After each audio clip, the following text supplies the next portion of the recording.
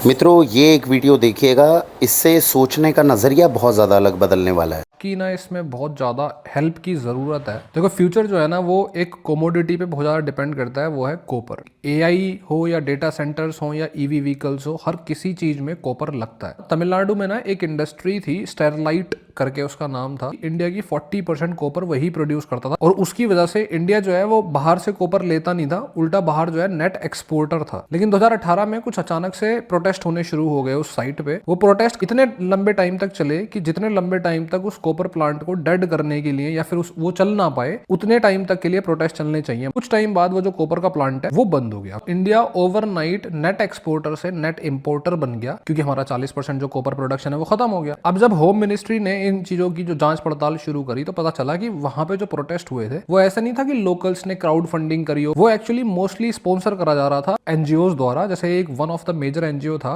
The other media करके। बाद में फिर जब इस पे इंटेलिजेंस ब्यूरो इसमें इन्वॉल्व हुआ तो पता चला कि उस अदर मीडिया का कोई पर्टिकुलर खुद का इंटरेस्ट नहीं होता है। उनको जहां से फनल हो रहा है पैसा, वहां से वो डिपेंडेंसी आती है कि तुम्हें कहां जाना है। फंड हो रहा था कोर्डेड नाम की एक ऑर्गेनाइजेशन से। क्रिश्चियन डोनर ग्रुप है, फुल फॉर्म है इसकी Catholic organisation for relief and development. अब ये जो ऑर्गेनाइजेशन है ये नेदरलैंड बेस्ड है, लेकिन जो इंटेलिजेंस ने खबर इकट्ठी करी और वेदांता के जो सीनियर काउंसिल थे उन्होंने हाई कोर्ट के आगे जो डेटा प्रोड्यूस करा उसमें यह था कि पैसा जो है वो चाइनीज कॉर्पोरेट सिंडिकेट्स की तरफ से आया है। तो सेंस नहीं बन रहा कि ऑर्गेनाइजेशन नेदरलैंड की है, पैसा वहां से आया है, पर सेंस एक्चुअली बाद में बना जब इंडिया का खुद का कॉपर प्रोडक्शन खत्म हो गया, कम हो गया, तो इंडिया ने $2 बिलियन का कॉपर खरीदा। और खरीदा कहां से? चाइना से। पर नेदरलैंड्स का इसमें क्या काम? बात यह है कि जब भी आप ऐसी कमोडिटी को ऑर्डर करते हो ना, तो ऐसा नहीं है कि आप चाइना की कंपनी को डायरेक्ट ऑर्डर दे दोगे, क्योंकि भाई आपस में देशों की लड़ाई भी हो जाती है, कॉपर के जो प्राइसेस हैं वो ऊपर नीचे होते रहते हैं, तो कंपनी एक दूसरे पे भरोसा नहीं करती। इसीलिए कमोडिटीज का जो ट्रेड होता है ना वो होता है मोस्टली यूरोपियन बैंक्स के थ्रू, स्पेसिफिकली नेदरलैंड की भी एक बैंक है उसके थ्रू। मतलब ये कि इंडिया का पैसा खर्च हुआ, चाइना ने भी पैसा कमाया, नेदरलैंड्स या यूरोपियन कंट्रीज ने भी पैसा कमाया, सिर्फ कुछ गिनती के लाखों या करोड़ों रुपए किसी एनजीओ के थ्रू फनल करके। कहना मैं ये चाह रहा हूं कि इंडिया कर रहा है ग्रो,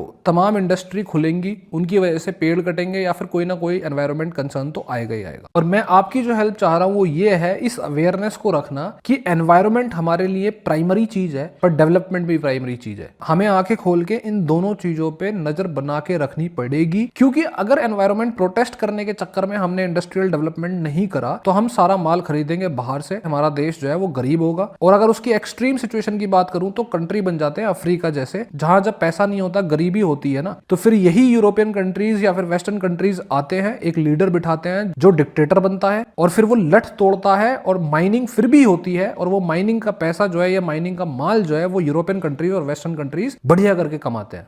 इंडिया तो ये जो वीडियो आपने देखी, ये इसलिए देखनी और बच्चों को के साथ में डिस्कस करनी इसलिए ज़रूरी है। मैं आपको इस वीडियो के माध्यम से ये बताना चाह रहा हूँ कि जब भी हम अपने देश की किसी सरकार को चुनते हैं ना, तो बहुत छोटे छोटे मुद्दों पर चुन लेते हैं।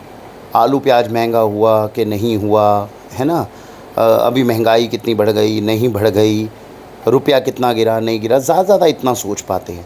लेकिन इससे भी ज़्यादा इम्पॉर्टेंट जो होते हैं, बहुत सारी ऐसी चीज़ें होती हैं जो लॉन्ग टर्म में बेनिफिट और नुकसान करती है। विश्वास करिए, जब भी मैं इस तरह की वीडियोस देखता हूँ ना, तो मुझे ये समझ में आता है कि भगवान भला करे कि हमने 2014 में इतनी अच्छी सरकार को चुन लिया।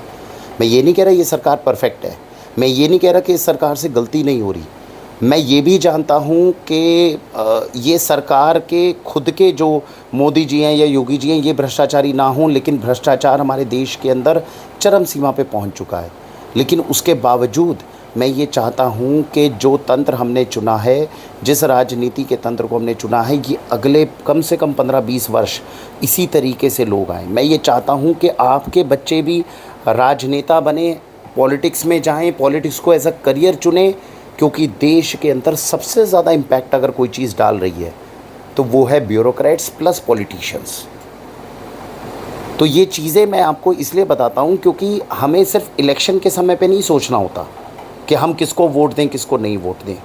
ये प्रतिदिन में जब आप इस तरह की वीडियोस देखते हैं, जब चीज़ें देखते हैं, तब आपको इस तरह के आंकलन करने चाहिए कि क्या हमने वोट देकर सही किया कि नहीं किया, और दिन रात अपने बौद्धिक स्तर को बढ़ाने की भी कोशिश करनी चाहिए। प्राइम रीज़न है ये कि क्यों आपका वोट जो है वो किसी समझदार व्यक्ति के पास में, जहाँ पे आपने 2014 में दिया, वहाँ जाना चाहिए, किसी और के पास क्यों नहीं जाना चाहिए। ईश्वर भला करे कि सरकार के अंदर कुछ तपस्वी लोग आज भी पॉलिटिक्स को अच्छा करने की कोशिश कर रहे हैं, तो बढ़िया काम चल रहा है। नहीं तो हम और आप जितना अभी सुख भोग पा रहे हैं उतना सुख भी नहीं भोग पाते। बहुत लोगों को लगेगा अरे कौन सा सुख है, तो दुख चल रहा है। जो 2014 से पहले की स्थिति थी, अगर उसको आप देखोगे ना तो पता चलेगा कि इस समय हमारे देश की हालत क्या हो चुकी होती। सबसे बड़े प्राइम फैक्टर में से एक है कि हम लोगों ने कुछ समझदारी दिखाकर देश के कुछ अच्छे लोगों ने अच्छी सरकार का चयन कर लिया, जो कि परफेक्ट ना भी हो, फिर भी जो हालात होने थे उसने ख़राब ना करके कुछ बेहतर किया। दूसरा एक आपके पास में मैं नज़रिया ये लेकर आना चाहता हूँ, आप अगर समझना चाहते ना डेप्थ में कि सच में ह्यूमन डिवीनियर क्या होता है, सच में धर्म संकट किसे कहते हैं, तो आप सोनम वांगचुक का पॉइंट ऑफ व्यू और मोदी जी के पॉइंट ऑफ व्यू को समझिएगा। मैं आपको गारंटी देता हूँ ये दोनों जब भी बैठेंगे एक दूसरे की रिस्पेक्टफुली इज़्ज़त करेंगे पॉइंट ऑफ ओपिनियन की, लेकिन ये दोनों अपनी अपनी जगह पे इतने ज़्यादा सटीक हैं, इसे बोलते हैं असली धर्म संकट। और इस वीडियो को अगर आप समझेंगे, डेवलपमेंट वर्सेस एनवायरनमेंट, इसका समन्वय बनाना किसी भी व्यक्ति के लिए बहुत मुश्किल है। सोनम वांगचुक अपने लद्दाख के एनवायरनमेंट को बचाना चाहते हैं, वो उनका दायित्व बनता है। मोदी जी को एनवायरनमेंट के साथ साथ डेवलपमेंट देखनी है, इसलिए वो उनका दायित्व बनता है। इन दोनों के बीच का रास्ता निकालना ही असली धर्म संकट है। हमें खुशी है कि सोनम वांगचुक जी जैसे एक्टिविस्ट हमारे देश में हैं, हमें खुशी है कि मोदी जी जैसे प्रधानमंत्री इस देश के अंदर है, तो कहीं ना कहीं बीच में कुछ रास्ता निकालने की कोशिश कर रहे हैं। किसी बेवकूफ़ को अगर आप यहाँ पर बिठा देते सोशल एक्टिविस्ट के रूप में, ये जितनी आपको कॉकरोच पार्टी वगैरह दिख रही है, नौटंकी है ये। असली एक्टिविज़्म अगर होता है तो वो असली एक्टिविज़्म है जो इस समय आप सोनम वांगचुक के रूप में देख रहे हैं। और यहाँ पर निर्णय निकालना बहुत मुश्किल होता है, ये शोर शराबे से नहीं निकलता, गहन चिंतन से, सुख शांति से बैठकर कहीं बीच का रास्ता निकालने का प्रयत्न किया जाता है। धन्यवाद।